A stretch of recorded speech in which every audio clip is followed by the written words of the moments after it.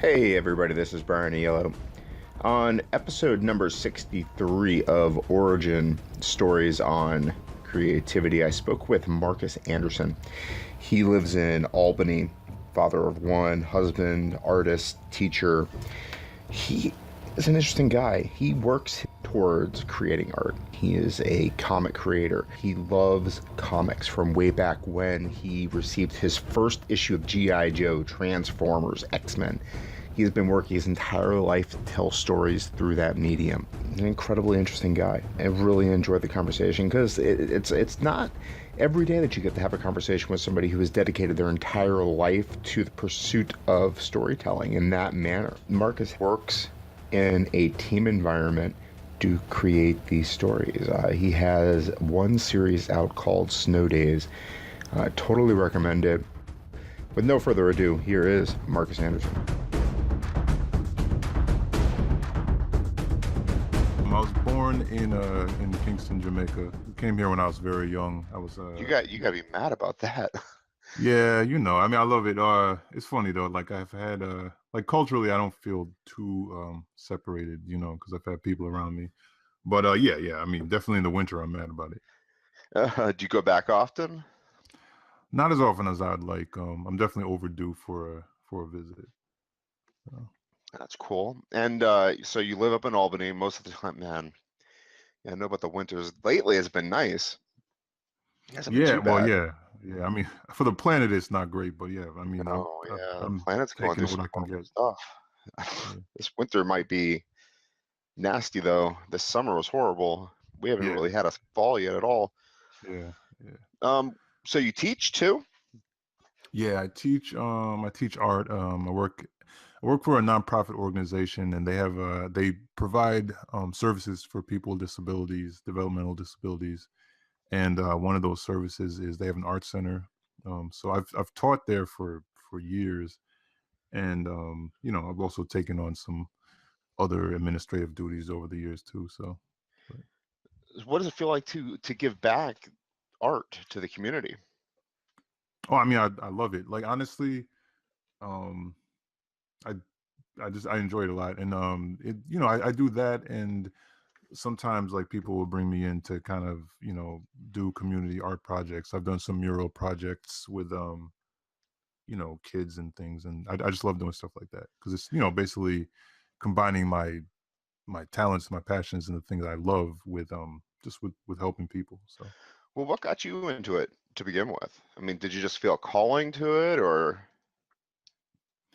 did you the always just very have an first thing that got affinity? me yeah, well, the very first thing that got me into art was comics. I remember Yeah. I was really young. I was in grade school, and my cousin he came over to my house, just to play and hang out, and he had just stopped at like the comic book store, and I had read little bits here and there, and I always read the Sunday funnies, but I hadn't like really gotten into following comics like he did. And he came over and he was telling me about like subscribing at the comic book shop and all that. And What did he bring over? yeah, definitely. And he What showed me what did some he like, what did he bring oh over? well, I'm sorry. Oh, what did he bring over? He had, this was like the 80s, so he had some GI Joe comics and some Oh, dude, I X. remember the G.I. Joes in the 80s. I used to watch that Yeah, cartoon too. That was some yeah, that was definitely. some horrible art too. I used to draw It them. I was. used to draw that was I'd like sketch all the art out. Yeah, yeah. No, it was that and Transformers. Those were the big ones. I never um got into the Transformers. I was a GoBot kid. I didn't oh know really? GoBot. Yeah, I That's didn't know the interesting. No, GoBots were I'm like interested to hear that. the I didn't know What was GoBots it were like the about poor the boy. GoBots? What's that? No, I was gonna ask you, like, what was it about them that that swayed you over to the GoBot side? I didn't know they were the poor boy Transformers, honestly. Really? I didn't know that the little, they had like the F-16 GoBot and that was the same size as the scooter GoBot. I didn't really realize there was like a difference between the sizes or anything. Right. Maybe I was just an idiot. I have no clue. I didn't. No, kids. I remember being a kid. You know how it is. It's kind of like it's like whatever you came across first. Yeah, Like I think it was just I love the GoBots. The Transformers, maybe they just scared me or something. I don't know. But you were a Transformers kid. Yeah, definitely, definitely. I remember, found the storylines and yeah, I got into it. I definitely got into it. The But art for the the movie, Transformers, the yeah, cartoon with Leonard yeah, yeah, Nimoy, yeah, that was yeah, badass. yeah. No, I definitely, yeah. The art on Transformers, to me, especially at the time, I was like, oh, that's next level. It felt like really real. It definitely had the I felt like Japanese influence, and I enjoyed it. But How do you yeah, feel so about like the? my oh, go ahead. I'm sorry. No, it's okay. I was gonna ask you how you feel about the movies, the Oh, the revisiting. movies. Yeah, that's Yeah. definitely been a topic I've talked about with friends recently.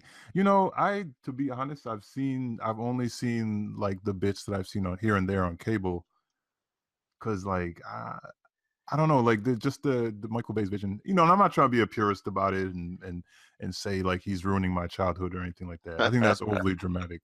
But that being said, I just like aesthetically am not a fan of the design. Like I felt like they're the designs that they came up with for the robots are just like overly complicated, with no purpose. You know what I mean? Like Mhm. they're kind of indistinguishable in a lot of ways. And the thing the show was able to do, which was really cool back in the day, is it felt like they all had like personalities, or they had like a distinct look to them. And I think it was because the designs were kind of like elegant and sleek. So I don't know. I wish they had kind of been able to capture that. And then I don't know. I feel like story wise too, they made some weird choices with the movies. So You know who loves the Transformers is Asian countries. oh That's really? where yeah, that's where Michael Bay is making his money is Japan and China. They love that dude. They love anything he puts out. And it's really not about the Wow. story. It's not even about the art. It's just like giant robots fighting each other. They just throw money at the Yeah, guy. I mean yeah. Well, that's how I felt about Pacific Rim. I love the giant robots and monsters fighting in that, but it was I still like the story too. I don't know. I think they did a good job there. I don't think they're going to come back with another story on that though. I think they kind of ruined that No, guy's reputation there is a too. sequel coming out. Oh, there is. Yeah. Okay, Yeah, yeah. John Boyega is going to be playing Stacker Pentecost's son. So yeah, interesting. I'm I looking hadn't forward to heard. That's been forever in the making. Then it's been almost like 5 years since they did the original. I think Yeah, yeah. I'm looking forward to it though. that GI Joe's another one they ruined with movies recently. Yeah, I haven't seen those either. I don't know. I think I saw the first one. It was Yeah. like 6 or 7 years ago. So comic books Yeah, yeah. So yeah, we started went on a little your bit of a love tangent, of but art. yeah, through comic books. And yeah, he brought over GI Joe comics, and I remember GI Joe, Avengers, and X-Men. And like X-Men just really really got me into it, because I don't know, number one, I've told the story a bunch of times, but number one, it felt like more grown up than other comic books in a lot of ways. Hmm. And I just really got into the characters and the art. And yeah, it pulled me in. And also just the I really would just study what was going on sequentially with the storytelling, you Hmm. know um and I don't know, I know a lot of people, like now it's like you're grown up, maybe have a little bit more disposable income, and people will buy like a bunch of comics, but I would just like get a few comics, and I would like reread them and just study them. So I just like fell in love with what the artists were doing visually. And I remember in the 80s, like Mark Silvestri was drawing X-Men, and he had this like really, he still does have it, but he had this style that was both kind of like sketchy but really distinct in his characters. So I don't know, he was able to like convey motion, but there was still like a crispness to it, even though it was like sketchy, and there was just this energy to his line work. um Maybe you could agree, but back in the day, back in the 80s, there weren't that many comic books either. So if you yeah, were a fan of the X-Men, if you were a fan of the X-Men, you would buy an X-Men comic book and you'd have the entire month until the next one came out. yeah, So exactly. you would like pour over those panels. I mean, you would look for nuances. You would like examine what they were doing. And if Yeah. you were an artist like yourself, I mean, you would probably try and sketch them out too, try to figure out what they were doing in Oh, every single. definitely, definitely. Yeah, I would like that was one thing I would do. I would like redraw panels, my favorite panels, try to just figure out what they did. It's kind of like reverse engineering. You're Yeah. like, you're just studying it and you're looking at what they did. And I used to, Nowadays, I mean, what, every Tuesday, right? Every Tuesday yeah, is like a yeah. stack Or of books Wednesday, coming as out, I and they're say, like, yeah. oh, was it Wednesday? I wish. I mean, they're so expensive. They're like, what, $3 a pop nowadays? Yeah, sometimes more, but yeah, it's I still get the ones that I really love, but it is an expensive habit.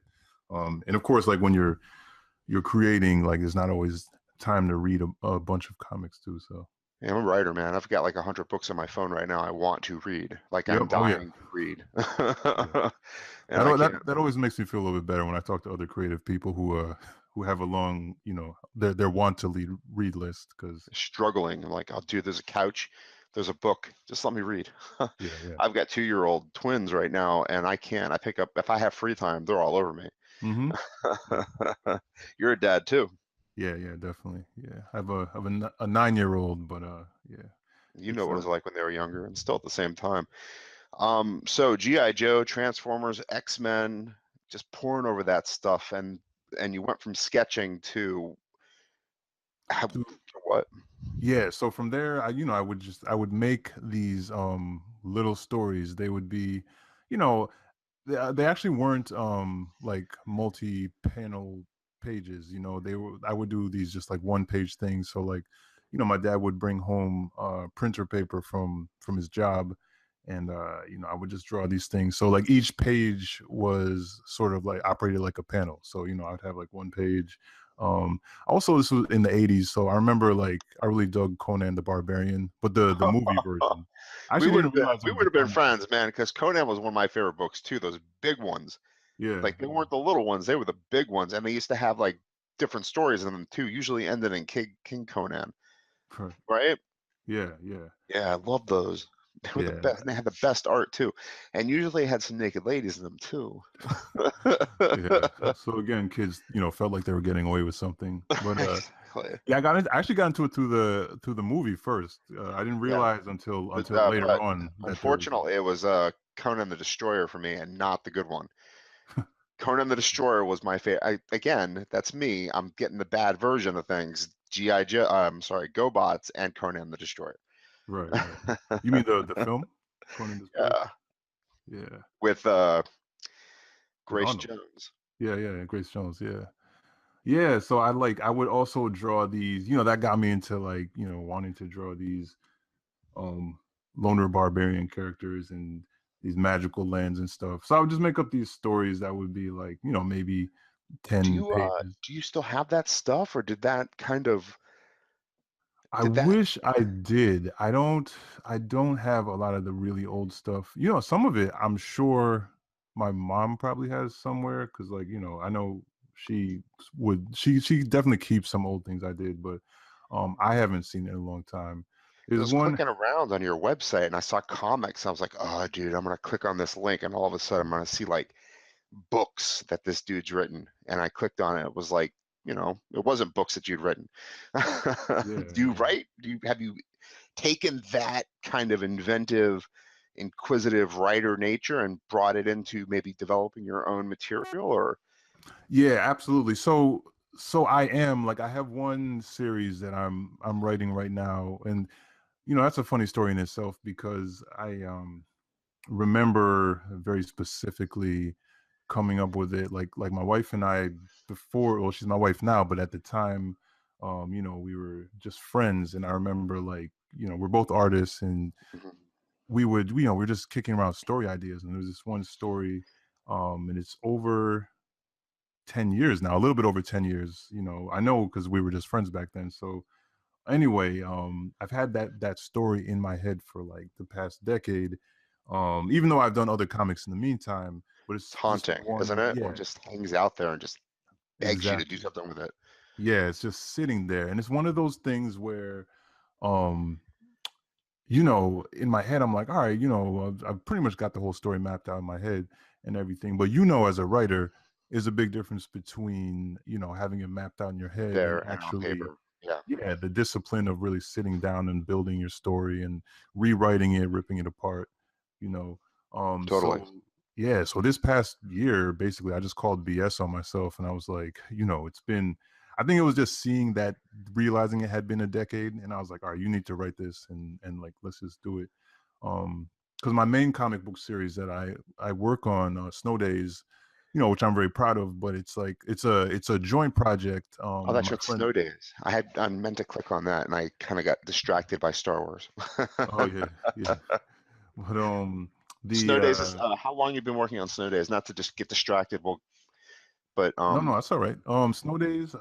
My friend Leo and I have been working on it since I want to say 2011. But that's kind of like when it was in like the infancy stages, and we hadn't even really committed it to page yet because there was a long kind of like development process. And like it basically started as this idea that we were just talking one day, and he was like, "Look, I got this idea." He told me about it, and I was really interested in it. so he's more So the writer and you're the artist on the project. yeah, but it's interesting because we have like a really collaborative, process. And I mean, I think it just comes from just us being friends for years. Hmm. But he like yeah, he's definitely the writer, and obviously I'm the artist, but the story is very much like collaborative because it's like kind of like the story that I was telling you about in my own, like the characters of Snow Days really live with us in a lot of Hmm. ways. So um one day I'll just be sitting around and I'll think to myself like, well, what's this character's motivation, or like like what, or what's the interaction between character A and character B. So we kick it around because like we definitely come from the school of thought. I know Alan Moore in comics is definitely a big proponent of it, but like the school of thought where you write out like way more than what ends up on the page, just to really develop that process of building the world and like knowing your characters and who they are. Hmm. So we definitely have there's stuff about them. It's funny because like sometimes there's stuff about the characters that we might speak to somebody about the book, and we have to hold back because there's facts about the characters that him and I have been speaking about for a while, but they haven't actually happened in the story yet. So you're So talking about like talking to a reader, or talking about somebody that you'd be pitching the story to? yeah, like readers, or like just speaking about the comic. Like we've done some interviews about the story, and it's just more like just really trying not to spoil things for any listeners who haven't read the book yet. How are you producing it? Is it like a weekly, daily, or by book? Yeah, well, for issue one, that was weekly. We initially published it weekly. Um, we would do a page a week as a web comic. It was 30 pages, so it was roughly 30 weeks, maybe a little bit more, because life would intervene, and there would be some weeks where I didn't get a page online. But for the most part, it was like a page a week. And we kind of just gradually posted the story in serial form that way. Um, and then when we were all done, then we printed like a limited run of it, and just independently, and we put them out. So those are the ones that I'll sell at conventions and things.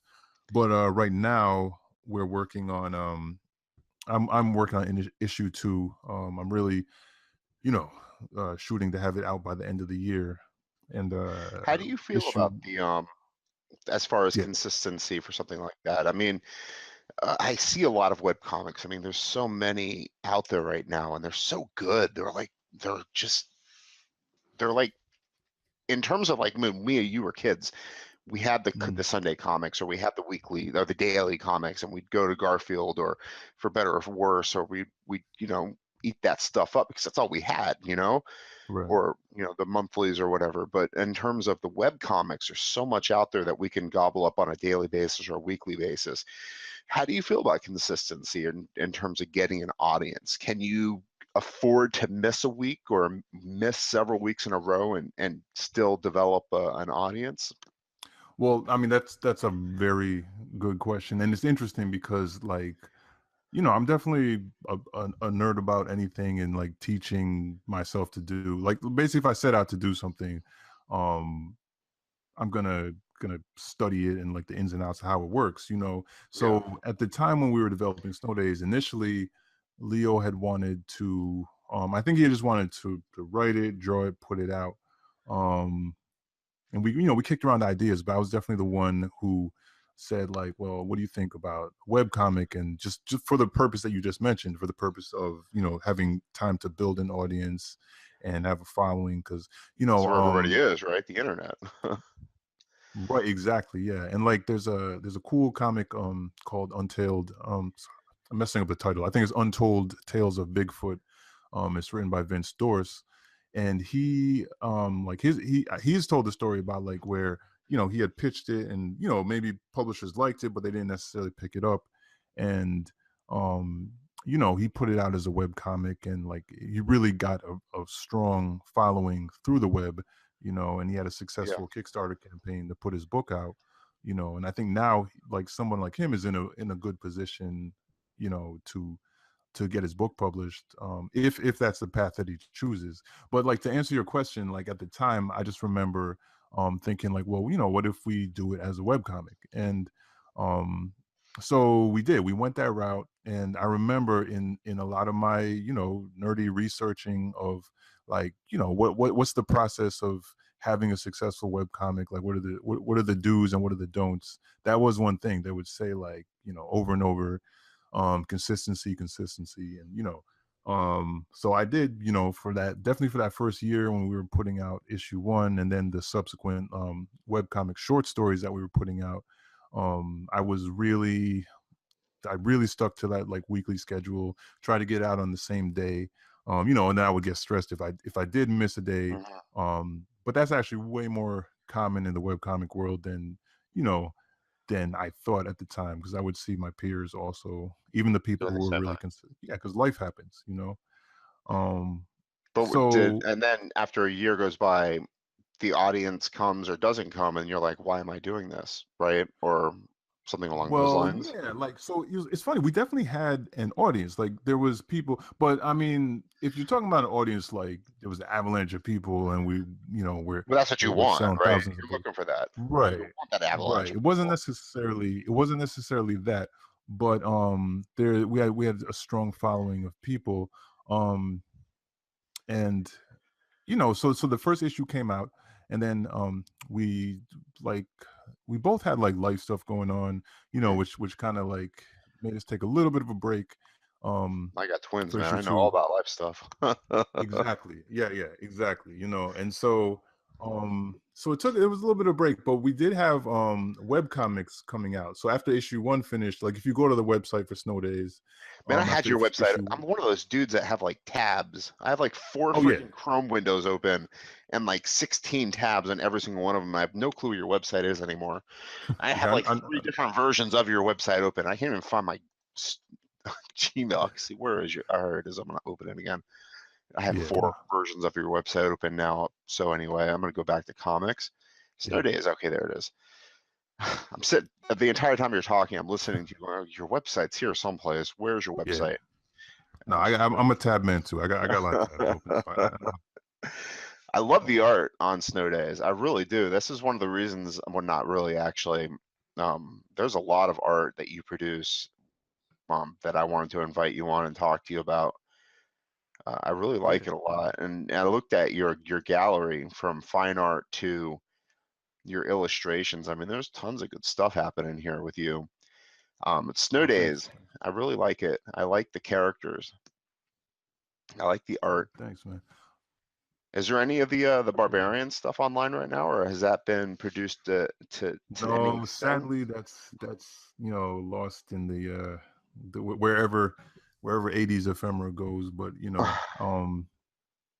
I don't. Yeah, it's out there. It's funny because like I had some these I cringe at them now, but I had these this ninja comic I came out with in middle school that was just, it was like a total ripoff of like old Daredevil comics with the hand, and they would be Yeah, the ninjas. And I don't know, like it's funny because in some ways, those comics that were influencing me, were kind of a knockoff culturally. You know what I'm saying? So it was almost like copying a copy. And then it was filtered through my childhood mind. But I don't know, they just weren't very great. So I always joke that like those are the comics that it's too even if bad, I do man. That find them. takes you so long to produce stuff. like me, I could wake up at 2 o'clock in the morning and sit in front of my computer and I can pound out a rough draft of 2,000 words in a few hours, and it takes me maybe a week to pound out, a second draft or something. But Yeah, how long yeah. does it take you to do a snow days from implementation? See, Like you that's put like an idea out. How long does it take you to do that? it's hard because it's like I had been trying to keep myself on a 2 day a week, a 2 pages a week schedule, but What's like the hours life on something like wise, that though? Like how many yeah. Oh, hours? hours. Yeah. Man, honestly, it depends on the page. So like, there's some pages that are very straightforward. I'm also like really detail oriented, as far as like what's going on in a scene. So, um, and then a lot of times, like, it, you know, I have been known to take a long time on a page just because I just really want to get it right. So I mean, it varies, but I can spend like a couple days on a page. Like, if life is flowing with me and I really have a lot of time, which when does that ever happen? But if life is really working, Yeah. I can, pencil a page in a day. Um, You're inking but these too yourself, usually, aren't you? what's that? You're inking these too, aren't you? Oh yeah, And yeah, lettering definitely. them and all that good stuff yourself. Yeah, You're not yeah, handing them off to anybody else. You're coloring these too as well, right? You're doing yeah, everything yourself. exactly. You're even writing these yourself. So basically, I mean, you have a buddy that's helping you, but I mean, you're wearing every single hat here, basically. Yeah, but that's the world of indie comics, I mean, Yeah. fortunately with Snow Days, like the script at the end of the day, even though Leo and I like collaborate on the story and the ideas, like the script is him. Like he writes the Oh, he's script, actually scripting this out for you. yeah, he is scripting it. Like, so Snow Days, that's the one, the story I had mentioned before, that one has yet to come out, but that's the one that I'm writing right now. So Snow Interesting. Days is like Leo is the writer behind it, I mean, the art's incredible, dude. I'm looking at the panel, not the panel. It's not a panel. It's a page where there's snow drifting down, and there's the three guys hanging out, and they're fist bumping or whatever. I mean, there's just so much detail happening in here. There's a garage Oh, with thanks. snow accumulating on top of it, and there's snow accumulating on top of the trees. The shadow. I mean, it's got tons of good stuff happening here. I mean, Oh, that's thanks, a man. couple. I Thanks. mean, it's a Yeah. 2 days worth of art for that one. That's an incredible amount of work for you're looking for an avalanche. No pun intended. I mean, Yeah. snow days. Well, exactly. Yeah. No, well, it's funny because it's like it is one of those, definitely during the course of creating issue one, Mhm. there were moments of I always talk about like the artist existential self, discussion with yourself at 4 a.m., when you're up drawing and you're like, oh man, is anyone even going to read this? And blah blah How do you blah. But handle that then? Because I mean, obviously you love this. When your buddy came and over that and he had X-Men and GI Joe, and you were looking at that stuff, going, "This is where my soul is, and this is what I want to develop as I get older." This person who makes this, and you're up at 4 a.m. and you're trying to. What I mean, how do you rectify not getting that well, that I mean, that's avalanche? yeah, and that's just it. I mean, I do love it, and it's kind of I look at it like, and it's tough, Yeah. but I look at it that this is something that I've loved for years, um and when I do have those moments of doubt, like, I just basically look within and I'm like, well, there is something that's kept you doing this for this long, because it's definitely not money. And Maybe it's that ninja I story. love, Maybe it's that ninja story yeah. mixed in with that barbarian story. Dude, all that 80 pitch stuff, that's like coming back big time. Yeah, yeah. It's Well, really coming back it's big time. funny because the story that not to get too off topic, but the story that I'm kind Oh, of you're the kicking topic, around. man. Yeah, yeah, yeah, yeah. We're both creative people, so we're all over the Yeah. place, I'm sure. Yeah. But nah, but there's a the story that I'm writing right now, the one that I've been kind of sitting on for 10 years. It's a superhero story, but I wouldn't say it's satirical. It's definitely got satirical elements. Um and there's definitely a lens on like pop culture and kind of the craziness of it, And also, like, in the world of the story, essentially, like, when you read a comic book, it's not like you read an X-Men book and the X-Men or the Avengers were inspired by comic book characters. But in the story of my story, they've had all of the comic book mythology that we've had for decades. So there's a lot of influence of their pop culture on, when people start getting powers in their world, it influences a lot of things. And you know so it's kind of like, it's a thing that allows me to maybe tell a superhero story, but maybe not take myself as seriously as like Marvel and DC, and just kind of have fun. Um, and so, long story short, I think there's a lot of room in that story to kind of include elements of the crazy '80s stuff as well, like the barbarians and the ninja and all that stuff. So, you know, When you make decisions to pursue something like that, do you allow yourself to, I mean, how much room do you give yourself to say, I'm just going to do this? You know what I'm asking? you mean as far as creative decisions go, Yeah, because I mean, or like, I get stressed out thinking, God, man, what a, I mean, it's like you're putting pencil lines on a piece of paper, and like you can't go back really in a race because you've spent hours hmm. of your life on page after page of images, and there's no Oh, I see what you're delete saying. key. So That, you're you saying know what as I'm far as saying? like the yeah, so you're saying like as far as like visually, Yeah, because I mean, you're really like, spending a lot of time developing these things that you can't just boom, this is done, or you can't switch it around. How do you right, draw? right. Is it pencil and ink, or is it on a computer?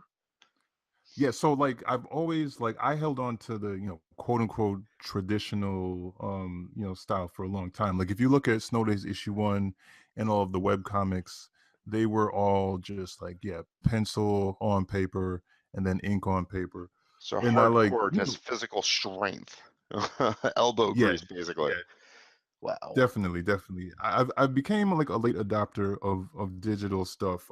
I still have never warmed up to penciling digitally. I feel like there's just there's something between me and I mean, I can pencil digitally, but I feel like there's a natural um feel of a pencil on paper that You like that I've never scratch? been able to really.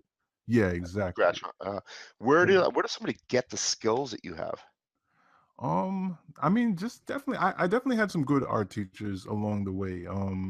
I would say the stuff your art teacher teaches you, especially the kind of things that might be kind of boring or goofy, like the just listen to it. Like, you know what I mean? Like if anybody's an up and coming artist and they're taking an art class, and your art teacher's like, all right, let's do some gesture drawing, and the stuff that doesn't seem as fun when you're like, when do we get to drawing the, I don't know, tanks or whatever, like, just listen, because like some of those, that fundamental stuff, um I use it like every day. And the fact that I teach as well, Yeah. um, in some ways I feel like that helps me Is because the best because education is teaching somebody else.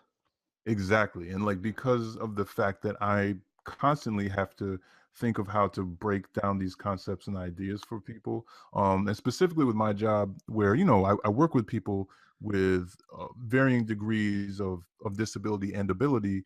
Um, I have to, everybody learns differently. I mean, everybody in general learns differently, but like, especially, with my students who are like super talented, but you just have to find different ways to really get the ideas across to certain people. Like it's forced me to, number one, really break down the fundamentals that I'm trying to impart to people, but also I have to be creative in the way that I teach that creativity, because like everybody that I work with learns in different ways. So That's a yes, really incredible way to put it. You have to be creative in the way that you teach creativity. yeah, absolutely. Do But you I also love it though. teach Like, do you teach storytelling as well, or just the mechanics of designing art? no, well, I mean, mostly it has been the visual side of things, but like more recently, it's really interesting. I think just as like maybe comics have maybe become more mainstream, or I think it's that, and maybe the fact that like when I was a kid, you know it, there was a fair amount of what do you call of maybe obstacles in your way as far as like creating a comic. You know what I mean? Nowadays, like any kid can like go on Google and be like, oh, like, you know, find tutorials, or or even get like software that makes things a lot easier. So Hmm. what I've noticed is generationally, like a lot of my students who are in high school, definitely like they'll kind of come in and they might be comic book fans, but they also um I don't know, they have less fear about actually trying to make a comic book or tell a story, you It's know. interesting. Yeah, so I long story short, I have had the opportunity to also teach like storytelling recently because there's been an interest with some of my students, More people are trying to particularly tell in high stories, school. not just Yeah, draw. exactly. Like when I was a kid, I was trying to draw Bigfoot. Right. But now kids are trying to draw Bigfoot in a more plot-driven environment. Yeah, exactly. When we Yeah. were kids, like we were talking about earlier, there were only a few comic book houses though too. I mean, I don't even know if who was making Spawn back in the day. I Oh, don't that think was that was Image. Image. Yeah. I was gonna say Image. I don't even think Image was one of the houses back in the 80s. It was more of a 90s situation.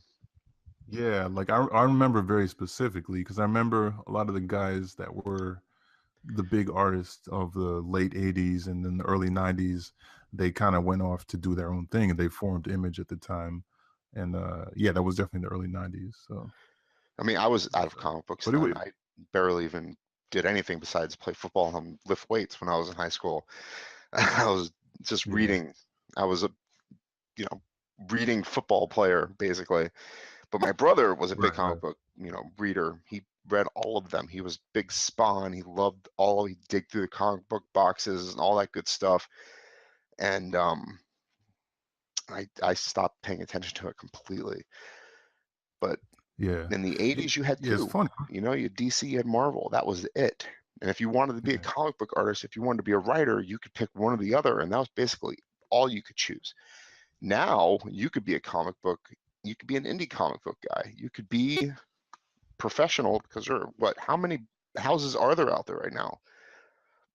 Do you know the I number? I mean, mean, there's just honestly, so many. it's no, I definitely don't, and in some ways, I think that's a good thing because I mean, if you're really talking about the big ones, it is the big two are still obviously DC and Marvel. That's what they're referred to as the big two. But then you have like other ones that are big, like Image, is doing like fantastic work now, and Yeah, they've really they're grown since Walking the Dead, aren't Spawn they? days. Are Yeah, they like Walking Walking Dead? Dead, like yeah, they do like Walking Dead. They do I mean Saga is one where Saga like a is lot of people who don't fantastic. even I had a resurgence yeah, in like comic books recently. I read like all of the Spider-Man, Amazing Spider-Man from one all the way through, blah blah blah, just oh to wow. see what it was like. I mean, it was horrible. Yeah. Like how many times you have to fight the Vulture, dude? Just Yeah, over and I over and it's over funny you again. mentioned that. It's funny you mentioned that because those were like the first comics that my daughter that well she wasn't even reading it because she was like really little, but she would see me reading comics. She wanted to read them, and Uh-huh. I was like, all right, let me just these old these old Spider-Man comics don't have any swearing in them, and like so I pulled out like the Marvel Masterworks to have the very very early issues. It's so interesting revisiting those things because number one, like Peter Parker was a total jerk back then. Like I Yeah, think that's the big takeaway is like he wasn't a good guy. I mean, you kind of get why he was a jerk with some of the bullying and stuff, but there was some times when he was just pretty much unreasonable, you know. But yeah, it's like just the idea of becoming anything nowadays, a creator, an artist, a book writer, a writer, is right, really daunting. There's just so many of us out there. This overpopulated world that we live in, it's really made it hard to be anything for that matter. An accountant, a Wall right. Street banker. I mean, there's just so many people vying for so few positions. I mean, you said Marvel and DC are doing well and Image is doing well, but I heard recently that they're not doing that well. Comic book sales are Oh yeah, down, well down, wait, down. I definitely want to correct. I didn't say I definitely said Image is doing well, and I actually meant like creatively as far as like Yeah, the quality of their output. But I yes, think what DC did, like they're invigorating their storylines. I thought I read the Superman line, that four yeah, book this issue. that they did. Yeah. That was interesting. Yeah, they've had mixed results. Like they've had I mean there's a constant reinvention that's going on at both Marvel and DC, and they do it kind of in attempt to catch up with one another, but I feel that during throughout these reinventions at the same time there's a kind of like status quo that's being maintained. Hmm. Um so, like there's definitely Marvel books I read, there's definitely DC books I read, but I don't know, like my favorite stuff right now is indie stuff.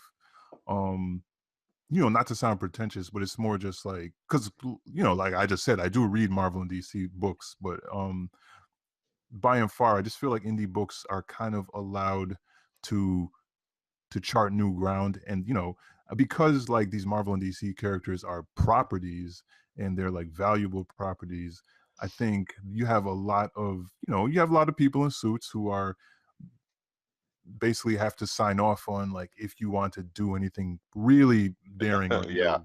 You can't do anything daring and Yeah. new. I mean, you can't, as a writer or an artist, say, I'm going to kill Spider-Man. I'm just going to do it.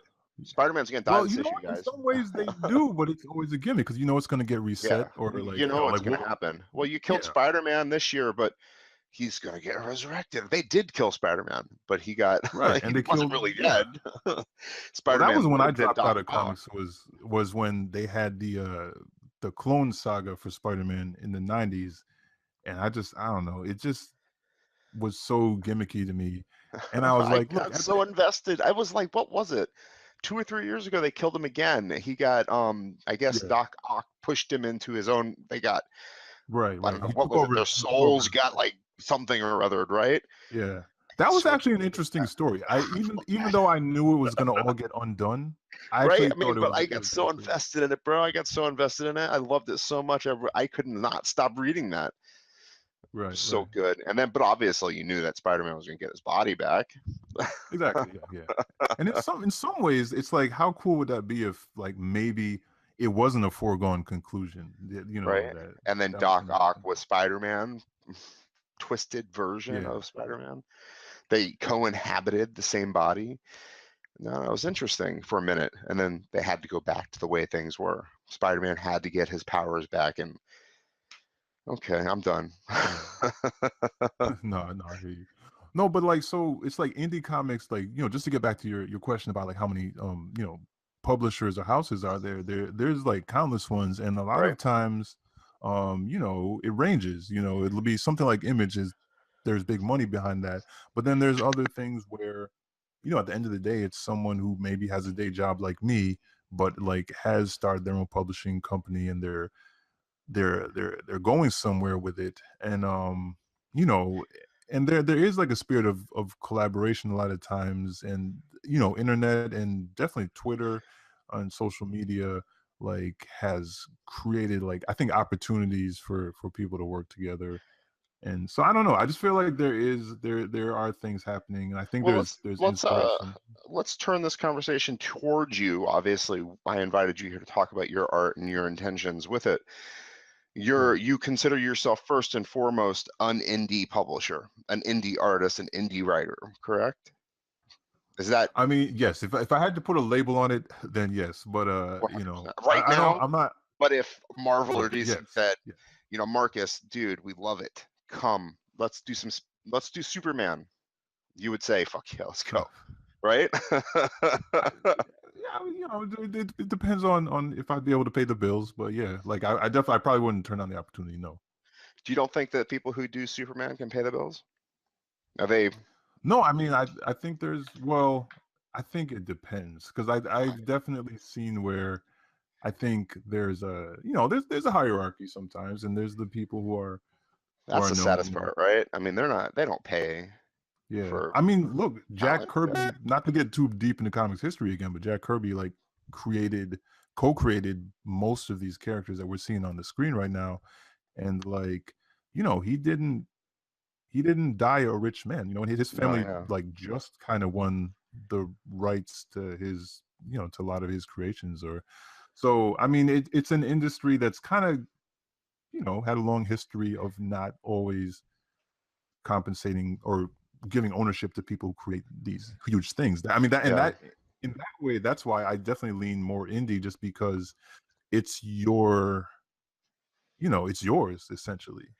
I If you talked to a build something. kid. No, I didn't talk to a kid. I talked to an adult in his 60s now who supposedly sent in art for the Hornet, the Yellow Hornet, Mhm. to something, Okay. and the Black Panther to Stan Lee in the 60s, who got a thank you letter in the mail, and all of a sudden the Black Panther and the Yellow Hornet. It's not the Yellow Hornet. It's not the Hornet Yellow either. Jacket, maybe. Jacket, maybe Yellow Yellow Jacket. Jacket. He thinks 100% they were his creations. Look, I wouldn't doubt it. I would not. I Right? I've wouldn't. heard the story before, I think. not necessarily with those Yeah. characters, but other characters. Right. So I mean, Yeah. I yeah, I mean, mean, it's it's not a, and you can Yeah. win being an indie artist. You can win being an indie writer. You can win. It's just the math has to add up. And how do you do it? And Yeah. how do you know how you do it?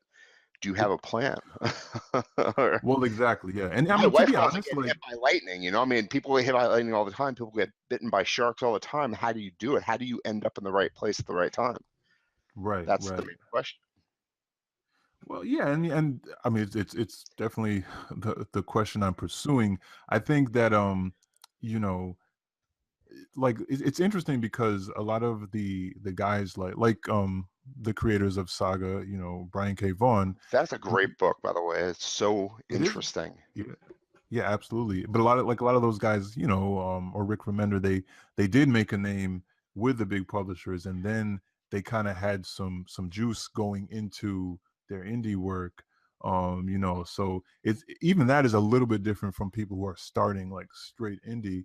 Hmm. Um, but I mean, it can be done, and I think that it's not necessarily about being rich. And I think if my goal was to have snow days or my other stories be like, I don't know, have movies that are being made of them on the scale of like the Avengers movies, then I'm not going to hit that goal necessarily. Not um, yet, unless you right. live to be what? How old is Stan Lee? I mean, granted, the industry is not the same since 2007 when Facebook launched out of wherever it came from.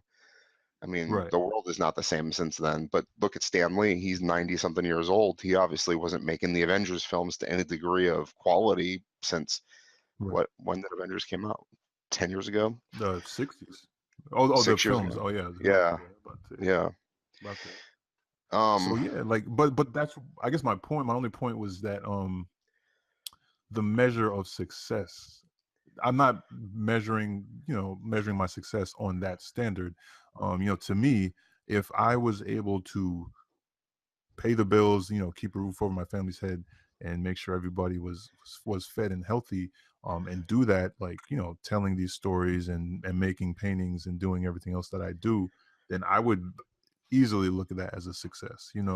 Um, can you think of so I anybody mean, I who think, is successful, who has always been kind of following their own, I don't know, drummer like, beat? you mean definitely on you mean on Yeah, an indie never level? has been with corporate, has never done the the professional thing, has never done the. Sorry, my mind, Yeah. my mind is done. I've been up I, since 2. no, I know what you mean. I know what you mean. Yeah, like, it's funny because I'm sure I can, and I'm sure even after you know, we finish talking about this, I'll think of like 10 people. But what I will say is there are a lot of people who are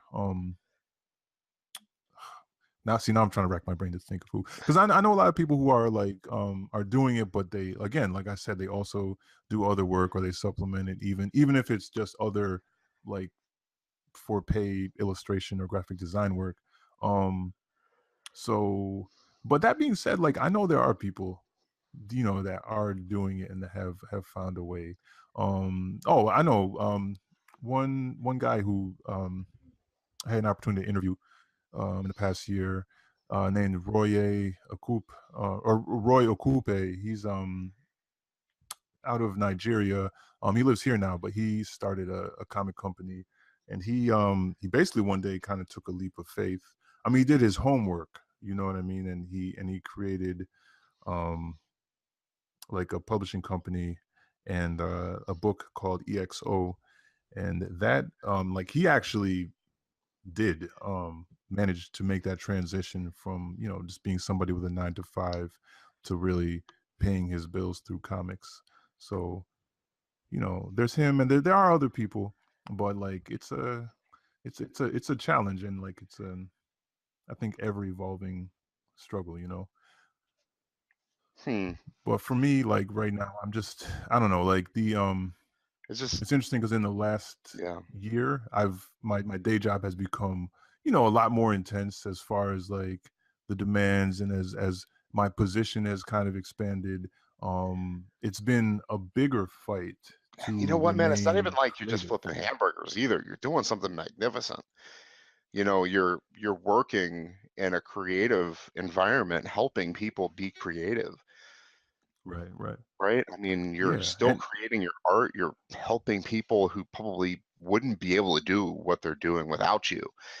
So, I mean, like you said, you're able to pay your bills, right? Doing something that you love Yeah, doing. yeah, It's yeah. magnificent. And I love my, yeah, and I love my day job. I think it's interesting though, like the the brain space and the energy, you know, like I said, it's kind of become like, as that job has grown, it's like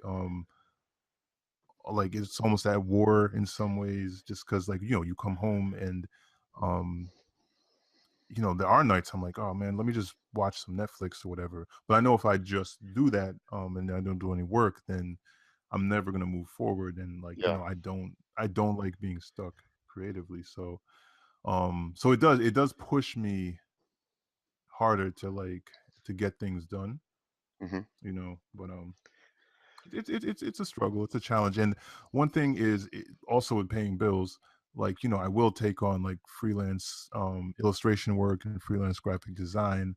So that's always a challenge too, because, you know, it's hard to turn down the money for those side jobs when you know that they will help pay the bills, and you need that extra income.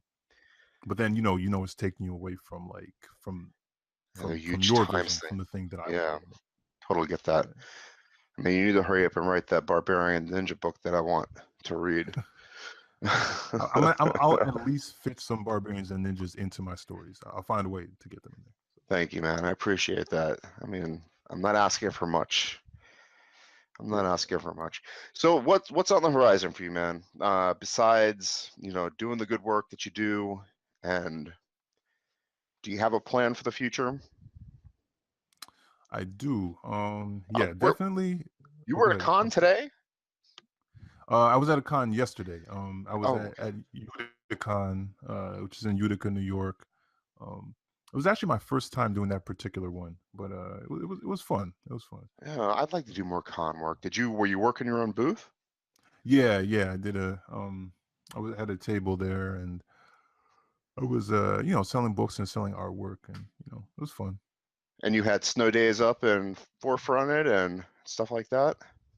Yeah, I was selling Snow Days. I was selling Cash and Carry, which is it was a book. It's a book put out by Action Lab, which is you know, speaking of you know, indie publishers, they're a up and coming indie publisher, and they you know, a friend of mine, Sean Pryor, he created the series. It's about two middle school detectives and their adventures. And so, like, for book one, the cool thing he did was he had a bunch of different illustrators. He had a different illustrator for each story, so it was like a collection of short stories. And I had a 20-page story in there, so that was also one of the books I was selling. Sean Pryor. Yep, yep. If you remember any of the stuff that we talked about that you think that you might want to include in the notes, definitely shoot that to me in an email. I'd really appreciate it.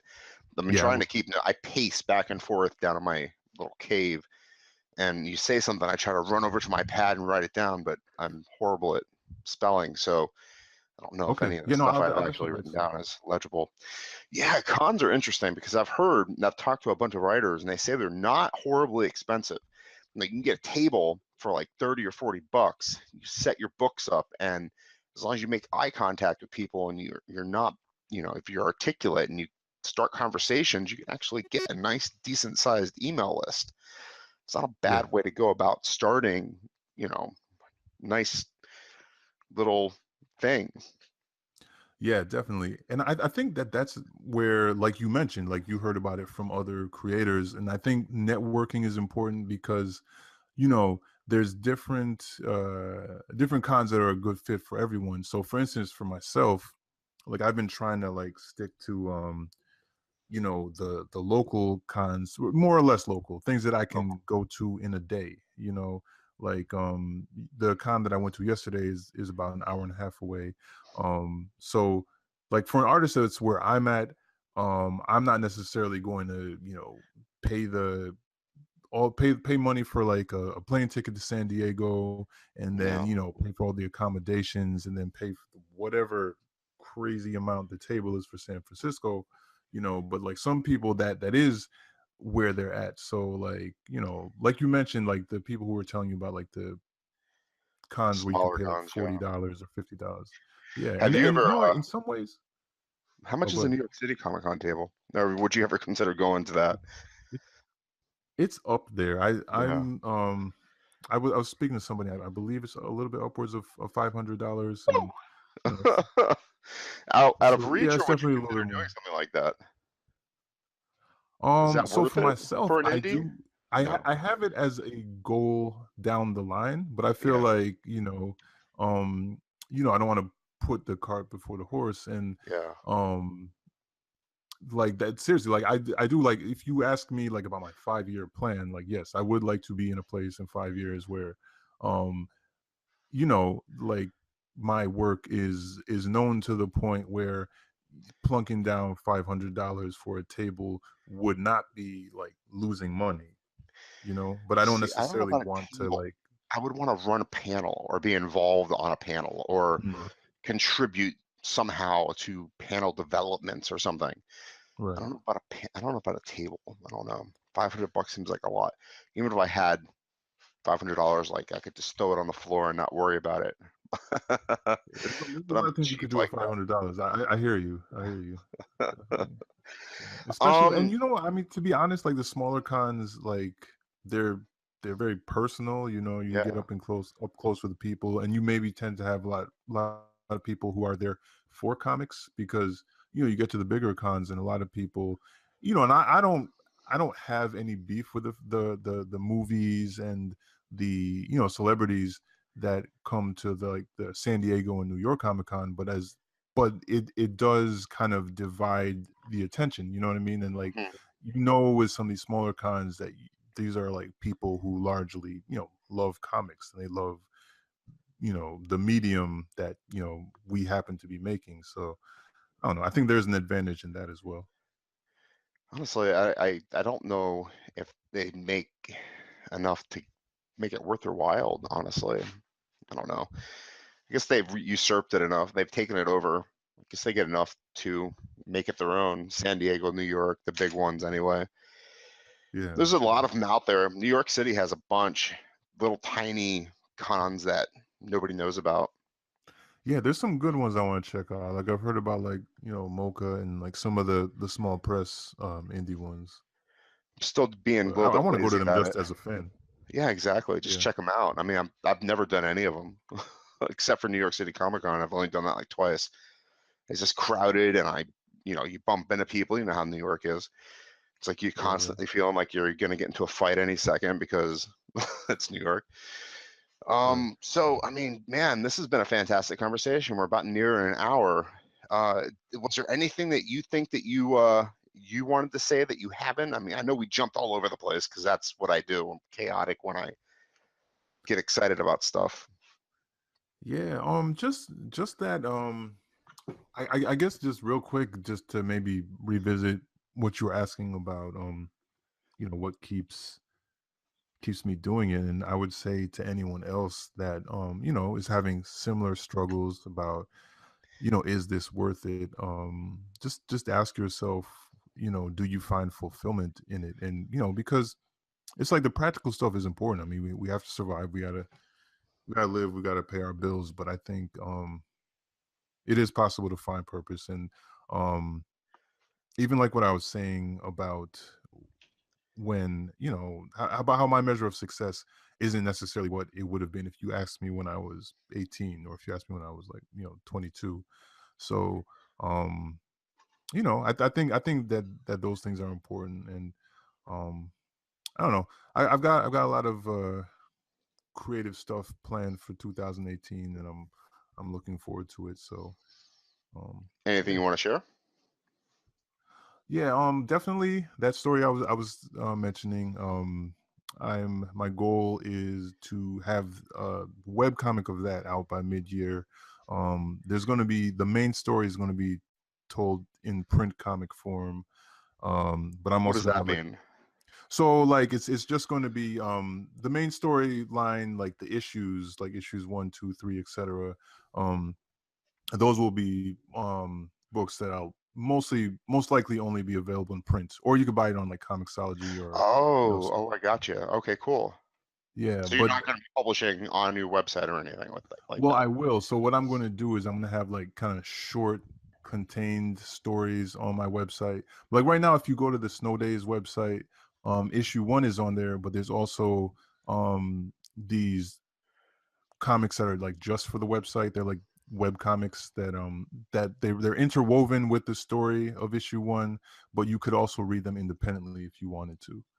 um so that's what I want to do with this new story that I'm going to be coming out with. I want to be able to publish short web comics that are attached to the larger story but aren't necessary. Like you can read those without the larger story, or you can read the larger story without those. So I just want to do that as something to kind of, you know, give readers a taste of the story before the big issue comes out. Because like we mentioned before, it does take a long time to tell these stories. So Yeah. I feel like I've sat on this particular story for 10 years, and I'm not, going to do another 10. So I want to get the ball rolling, Good. so I'm yeah. So I'm excited going about to that. do that. Yeah, no, I'm definitely excited too. I'm I looking just forward think to that sharing this it. art form that you do is so amazing, and I want to see more of it. There's so many great artists out there doing work. Yeah. I don't think there's any shortage, I think No, I think that's it's just, the thing. Yeah, yeah. a lot of people do it. Yeah, And so that yeah, that's one thing I definitely have that I'm looking forward to. And I'm just really looking forward to painting more this year, because I've always had this struggle where, like, I had a lot of years, matter of fact, a lot of those 10 years that I mentioned, I was painting more. A lot of times I've kind of, my ebb and flow has always been the years I get a lot of painting done, I don't get as much, comics done, and the years I get a lot of comics done, I don't do as much painting. But I'm looking to try to find a balance between the two um in the coming year, and so that's my goal. So because I have a what lot is of what's your ideas medium? for paintings. What's that? What do you paint with? Well, I mean, I like working on canvas. I love watercolor, and I love acrylic paint. Is I just kind of worked with acrylic a lot out of necessity, just because where I teach, that was they don't necessarily do oils, just because of, like, regulations and the fumes of oils. So I got really acclimated to acrylic. So I do a lot of acrylic on canvas work. And What do you do with the pieces when you're done with them? Just you oh, I sell them, exhibit or them. Yeah, definitely. I sell and I exhibit them. So I've been, but that's the thing, is like, people have asked me to do shows and do exhibits in the last year, but I don't have a lot of new work, and I've sold a lot of the paintings that were kind of in my rotation before, and I just want to have some fresh work too, so oh, okay, I see. Fine art are these your paintings? yeah, those are the paintings. Again, like I mentioned before, I'm not huge on labels, but like, I know in the art world, there's a sharp distinction drawn between fine art and illustration. So, for the sake of helping people understand, I definitely delineate it as fine art. Oh, okay, this is good work too. I love this lion. Oh, thanks. Yeah, but What else are you gonna be working on? So the art, and I'm sorry, I just want to clarify. The piece that you're gonna be working on is the barbarian piece that I kept interrupting you rudely on, correct? there I can definitely say there will be at least one barbarian in there somewhere. I will work some barbarians in there. Yes. I'm looking forward to it, man. What else you got? Those are the big things. I have been enjoying, really dusting off my pen or well, keyboard, I guess these days. But I have been enjoying really jumping back into the writing process because we didn't speak about it much, but writing has traditionally been a love of mine, and so I'm Do you enjoying. strictly write in the script form, or do you write prose as well? No, I mean I write in. Are you talking about for the comic projects, or are you talking about just my writing in general? Writing in general, yeah. What do you write? Typically scripts, or do you write short stories, novels, or anything like that? Well, short stories I love. It's been years since I've written a short story just because I've really kind of veered more in the comic direction, but that's definitely something I want to do more of. The script for the story I'm working on now, the comic book story, I'm writing it in prose form initially because that's my process for writing comics. Is I'll write it like a prose story, just to kind of really figure out the arc and the ideas and the themes that I want to work with. And then later on I go back and I rewrite it for the comic form. So I'll break it down into pages and panels. You know what I mean? So I'll take Yeah. the prose story I'd written and I'll say like, all right, this is how it's gonna flow from page 1 to 5 and etc. So you know how many pages basically, or how many So words a script will be at the end of the day, don't you? in the later part of the process, initially I'm just writing, like I'm just getting like I said, like really figuring out what my theme is I'm working with and like where I'm going, what I'm saying. And I'm just, so initially, no, I'm just writing, and then I kind of like refine that writing to really kind of get to the heart of what the story is. And then like from that I'm like, all right, well, how am I going to make this into a coherent, visual book as well. And then that's where I kind of work out how many pages. And again, that's one of the great things about being an indie artist is, you know, when you're working for the big publishers, there's a very set, for the most part, that you usually have a very set number of pages you're working with, or even how those pages are formatted. But when you're in the indie world, you have a little bit more freedom to kind of, you know, you don't have to adhere to those numbers as strictly. Very jealous, honestly. That's where I stop the prose. I cannot go farther than that. I would love to do what you do um, with your art and bring it to that next level with the Well, images. you never know. Like there's definitely been some there's been prose authors who have found success in recent years with breaking into the comics medium. So It just takes me too long. it's I not mean, it I've doesn't tried. have to be too separate. I've tried. It just takes me too Yeah. long. I get frustrated. I mean, I've doodled. I like art. I like to draw. I mean, I was that dude in high school and middle school that used to draw dragons all the time or whatever. But it just takes me too long. I don't have the skills that obviously you do. You are a guy who has had education and learned how to use his hand in a proper way. And it's obvious. I mean, when you take your 2 hours or however long you take during your sessions to produce your art, you know what you're doing. When I draw, it's like, okay, oh, that looks like a bear, you know? Let's go with the bear idea instead of, you've drawn, your story out, then you do your script, then you take your script and then you do your art and, you're ready to go. Me, I just get frustrated. I stop at the pros. But man, it's been enjoyable talking with you. You're a good guy. You've got a good eye on you, and it really does break my heart that I can't make more people aware of what you do because you deserve to have an audience. I mean, And I really appreciate that.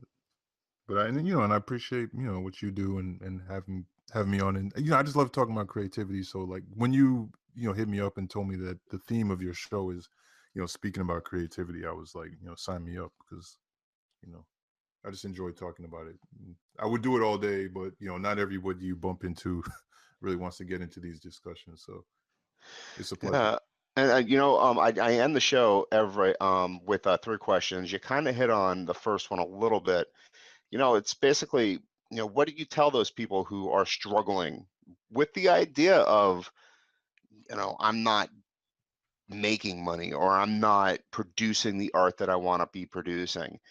What do I do to continue Yeah, yeah. making the thing happen? And you kind of hit on it a little bit. And I mean, what advice do you give that person who is struggling to come up with an answer why to wake up tomorrow morning and continue doing it? Definitely, like I said before, figure out what success is for you. Like, don't necessarily define success by, you know, the latest person that's just, made millions off of what you want to do. It's like there's various measures of success, and then, it can also be incremental. Like you might Mhm. have, like for me, you know 4 years down the line, success might be like, all right, I'm working uh part-time, as opposed to like full-time, and then, I'm making the rest of my money off of art, and then down a few years from that, the success will be, strictly working off of art. It might not be like, having $1 million, and that's okay, because that's not really my goal. So I think that that's one thing, because I think there's an eventual letdown, especially in the comics medium, um when people are like, oh, you mean my favorite artist isn't rich? Like, I mean, just to really quick go back to your earlier question, like there are artists, when I was a kid and I was in high school, like just brilliant people who were doing like big books like for Marvel and DC, and in my mind I'm like, there's no way that dude or that lady is not like rich, you know what I mean? And Yeah. then like you read interviews now and you're like, oh, they weren't. Or musicians too, like a lot of musicians who, you just thought like that they were so successful. So one thing I've learned is like, there has to be a thing that keeps you doing it. So I think finding that is important. And I also think that, figuring out what success is for you in particular, and not measuring it based on what it is for other people. Money, especially, is probably the worst way to measure it. There are other ways. There are other measurements. Right. Um, Second question, what are you reading, and what do you recommend other people be reading?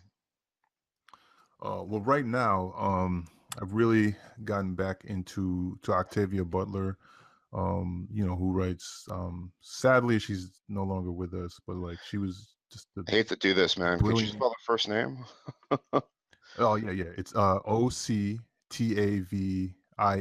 Octavia Butler. Oh, okay. And yeah, I definitely recommend checking her work out if you haven't.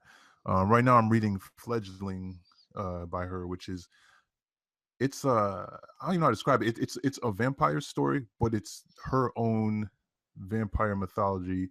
And I think, like a lot of people, like I think I'd become somewhat tired of vampires in the various kind of iterations that they've been, produced in pop culture in the last couple decades. But like Centuries? she Been yeah, well, yeah, around centuries, forever, definitely. bro. They've never gone away. Right, right, yeah, yeah.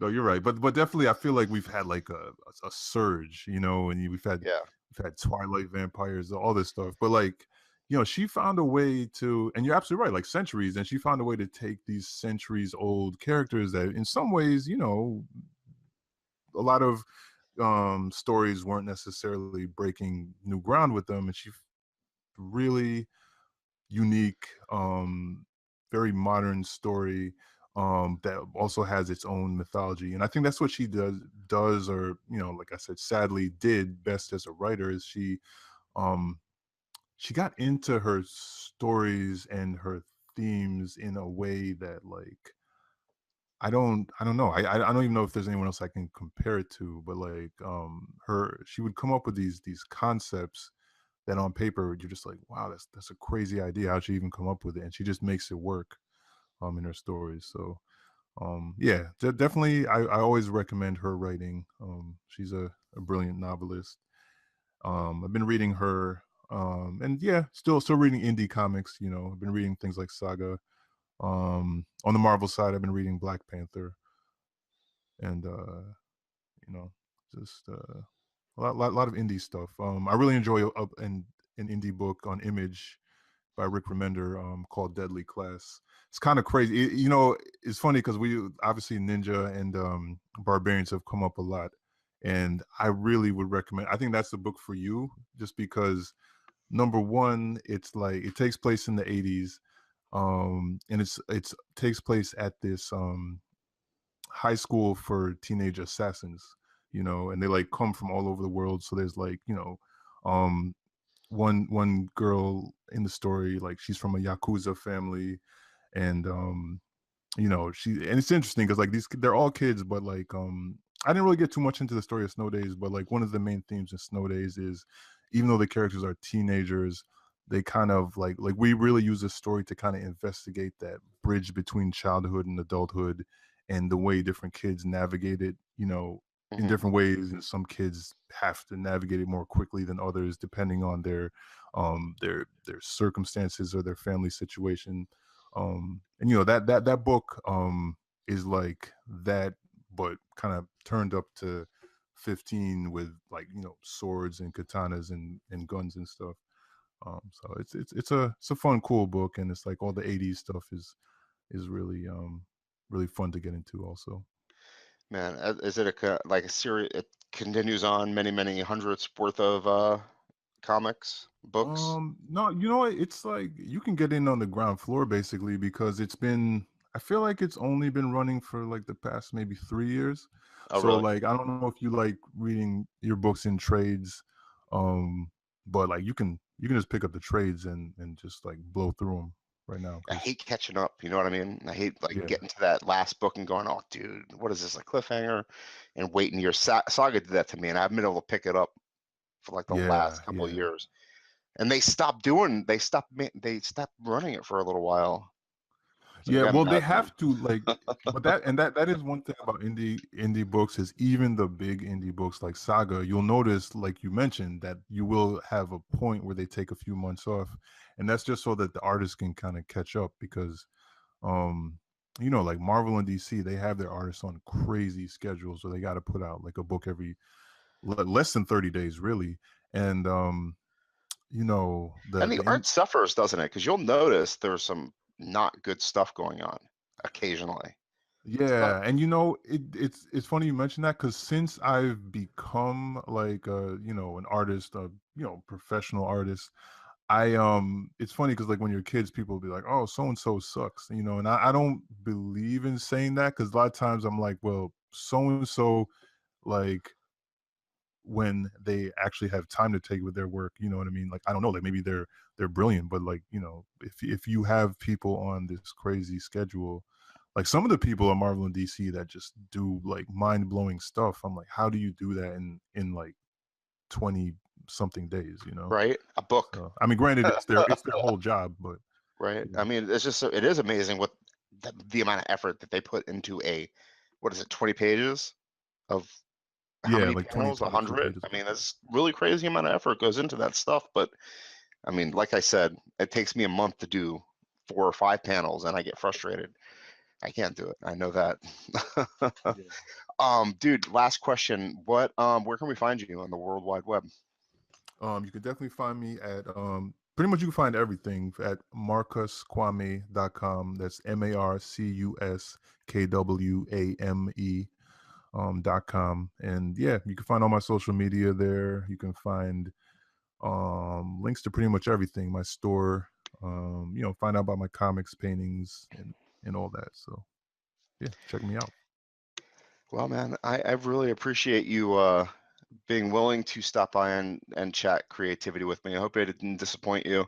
You definitely did not disappoint me. I'm so happy that I had this opportunity to talk with you. Man, Yeah. Yeah, man. thanks No, it so was great. much. It was a great time. I really enjoyed it. And if you have anything else you want to talk with me about, if you have new stuff coming out, definitely drop me an email. We'll get you back on in a heartbeat. Okay, cool. Like I said, like I got plans for 2018, so I will definitely take you up on that. Perfect. Excellent. And you have a wonderful evening. All right, you too, man. All right, bye. Bye bye.